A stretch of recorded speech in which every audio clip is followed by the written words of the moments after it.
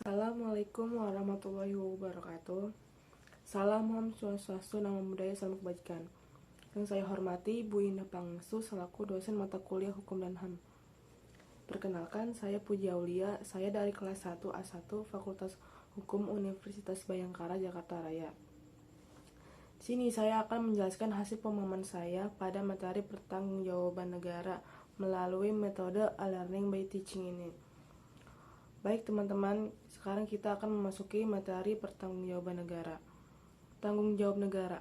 Pada pasal 28I ayat 4 Undang-Undang Dasar 1945 menyatakan bahwa pemenuhan, pelindungan, penegakan, dan pemohonan hak asasi manusia itu merupakan tanggung jawab negara, terutama pemerintah. Oleh karena itu, tanggung jawab negara itu apabila suatu bentuk ada pelanggaran HAM yang terjadi di dalam negara atau di suatu negara itu merupakan tanggung jawab negara. Dan kedua, ada dasar dan sifat tanggung jawab negara. Dasar dan sifat tanggung jawab negara itu, negara harus merespon semua laporan kasus pelanggaran HAM yang terjadi di dalam negara atau di suatu negara sebagai bentuk rasa tanggung jawab negara. Dan ketiga, ada doktrin importabilitas. Doktrin importabilitas itu negara sebagai pelaku pelanggaran HAM. Misalnya pada sektor keamanan negara kita meliputi ada polisi dan TNI. Mereka berfungsi sebagai penyuluhan keamanan negara kita.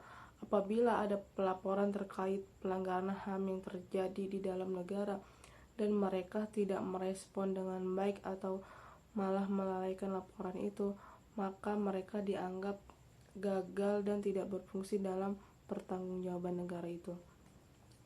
Waktu itu ada peristiwa kasus korban penjamretan di sekitar wilayah Pulau Gadung.